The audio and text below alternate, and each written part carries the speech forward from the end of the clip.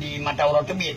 Terus Matauro Tebin itu siapa saja yang bisa membaca Al-Quran ini, itulah namanya negeri di bawah angin. Arti daripada Al-Quran kuno adalah lembaran-lembaran Al-Quran, karena Al-Quran dia dalam tutu Al-Quran jauh macam tulis babak pelipur karena masih tertulis batu dan di batang kayu. Olehnya adalah gecok di Al-Quran yang pada kena yang dibaca Al-Quran nyokun yang di baru angin. Pada Zaid dan Sarif tidak ada kekuatan dan kekuasaan untuk membawa agama. Basa-basi ini diketahuilah oleh raja. Karena dulu di Jeddah ada sebuah kerajaan, nama kerajaannya Gerhara, nama rajanya bernama Fakir Muhammad, mangkubuminya bernama Syekh Ismail. Beliau membawa agama kemari dengan cara membuat 13 buah behtlah, mengumpulkan 300 orang rombongannya, mengambil 3 helai surat dan berlayar. Lalu dalam pelayannya berlabuh di Ternate, di Saigon, Sri Lanka, Gujarat, juga beberapa buah benua yang lain. Tidak ada orang yang bisa membaca Al-Quran tadi. Berlabuhlah di ujung pulau Andalas ini, di sebuah dermaga namanya Pantai Tua.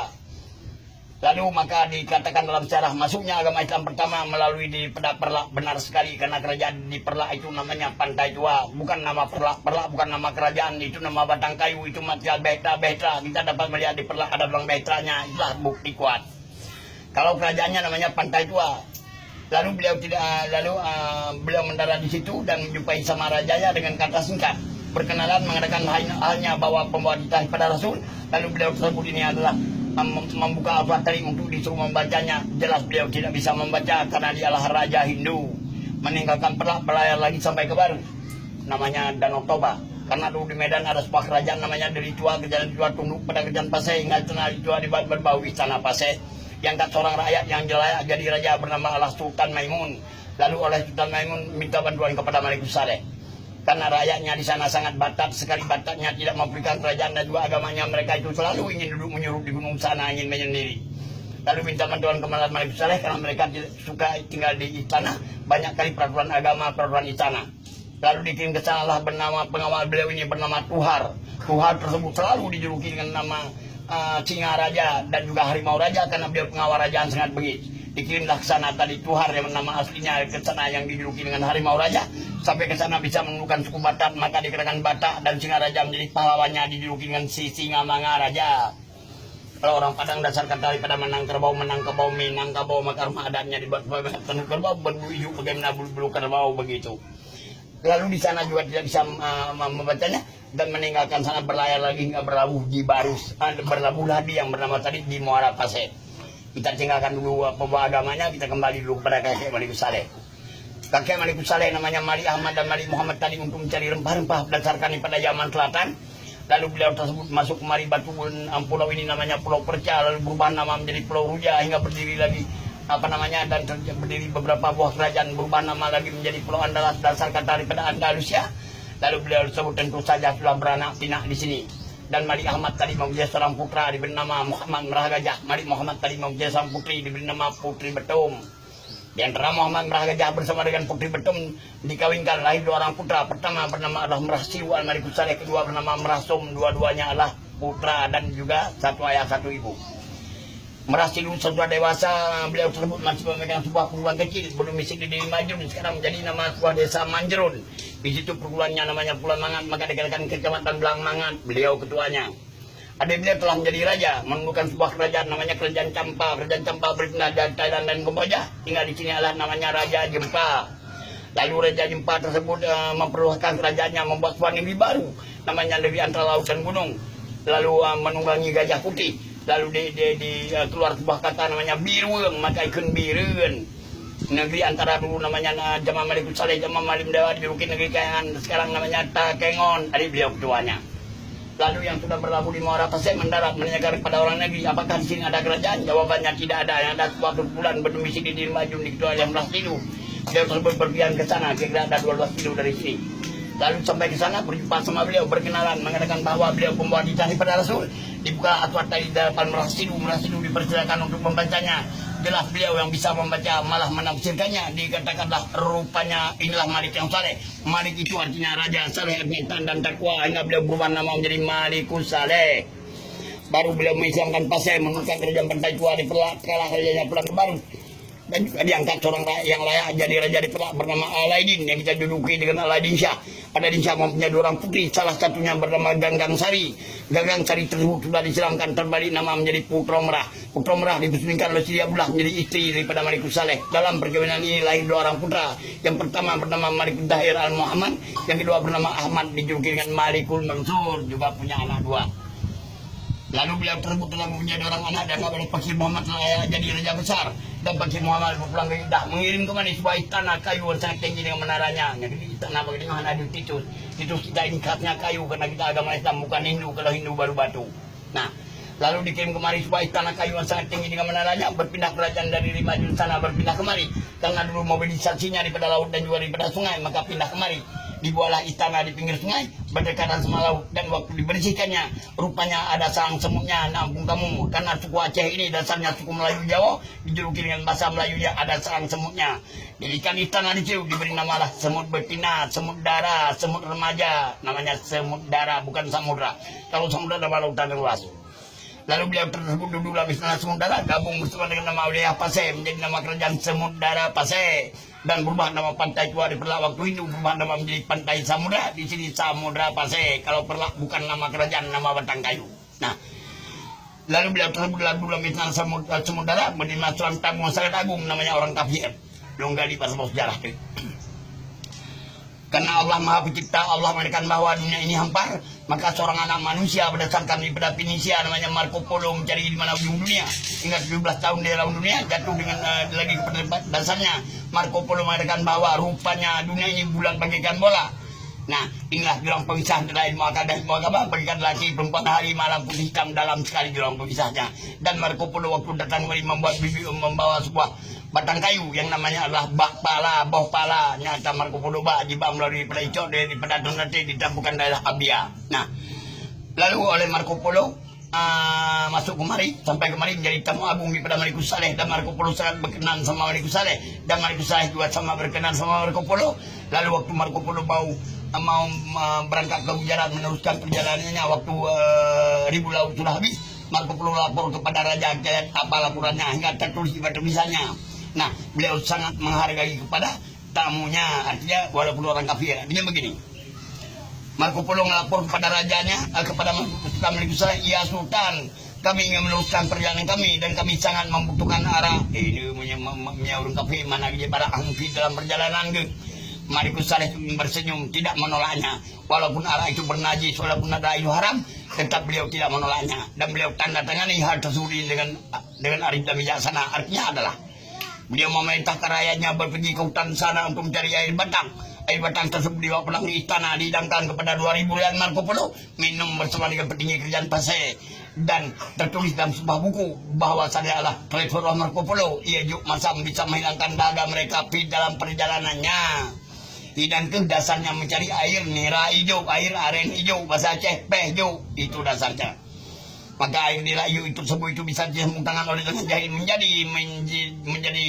minuman keras seperti tuak dan arak. Dan Marco Polo waktu sudah berangkat ke Gujarat ditanya oleh orang Gujarat, ini rombongan ini dari mana? Marco Polo dengan tidur lidahnya menjawab, kami ini dari Sumatera. Berubah lagi pulau kita ini menjadi pulau Sumatera. Yang rubah Marco Polo pada tahun 1292 disebabkan semut dara, baru jadi Sumatera. Kalau Ibnu Battuta sama Marco Polo jauh sekali. Ibnu Battuta sama Marco Polo 46 tahun. Juga Ibnu Battuta cuman tamu agung daripada Malikus Zahir hingga diberikan sebuah cetak uang.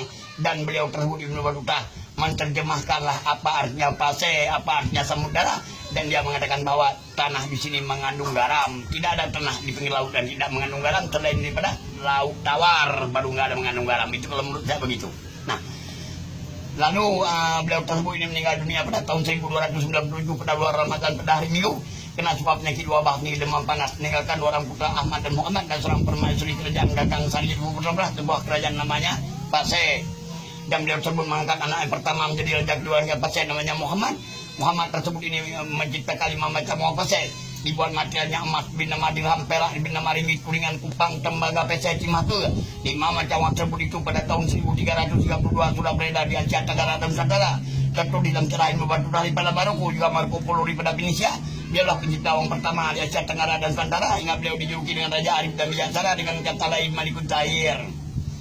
Dan uang dirham itu sekarang ada berlaku masih di Maroko sana.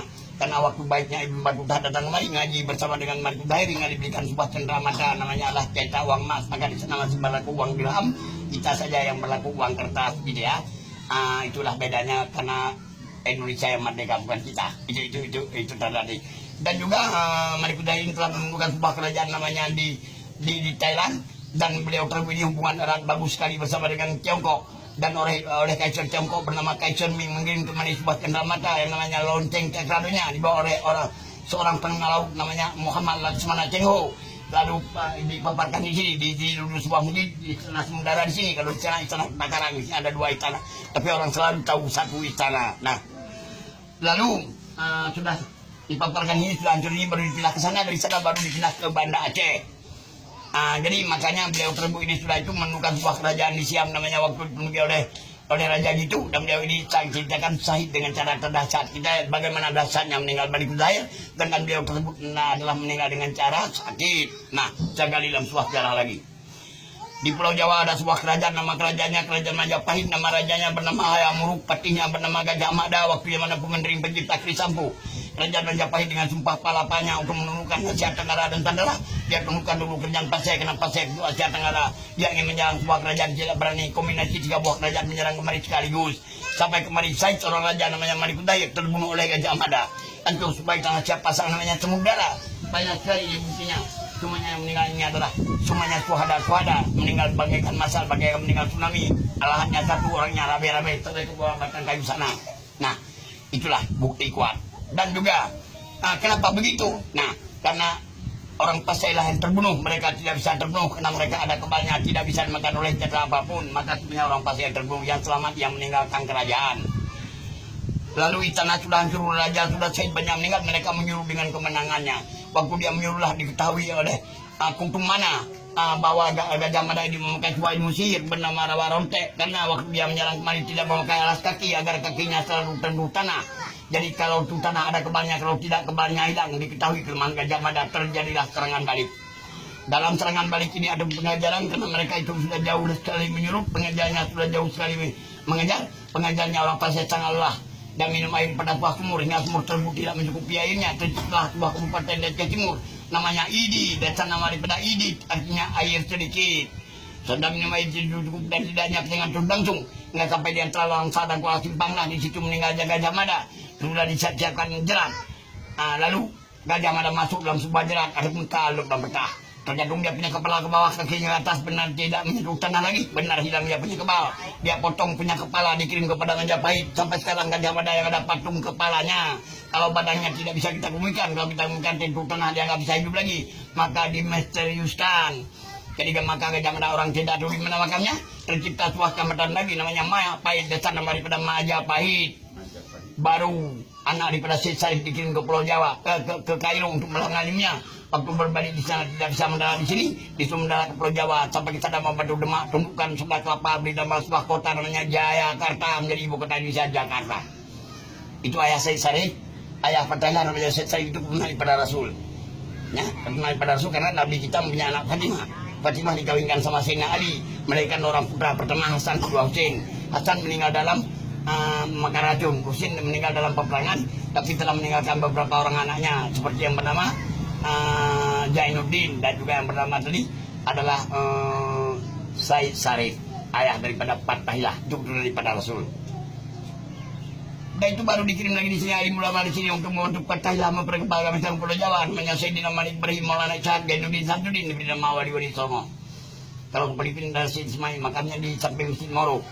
Kalau Syed Abdullah ada di Petani Selatan di Jeruk Kidiantuk Pasai. Kalau di Malaysia ada Malikul Mansur di Malaka. Ada dua Syed Aidid di Pinang di Bawah Aceh. Kalau ke Buna Abu Samad, kalau ke Ternate dikirim Samsudin, maka di sini di larangan Serami Makkah, begitu Pak. Itu sumber saya, kalau Bapak mau boleh bacalah. Dalam sebuah sejarah Nabi Muhammad kita dapat di situ kepala sejarah. Kitab kuning dikarang oleh Syekh Rauf kita dapat tubuhnya sejarah. Dari sejarah Ibnu Battuta daripada Maroko kita dapat di tangannya. Boleh dari Marco Polo daripada Indonesia kita dapat di Allah bernama kakinya. Jadi maka ilmu akal sama ilmu agama beda, bagaikan langit dan bumi, bagaikan putih hitam lagi perempuan hari malam. Dalam ilmu akal tidak ada perkataan, perbuatan, pekerjaan tidak bisa masuk akal kita percaya. Kalau ada hal tersebut itu kejadian yang nyata, tentu kita katakan aneh, unik.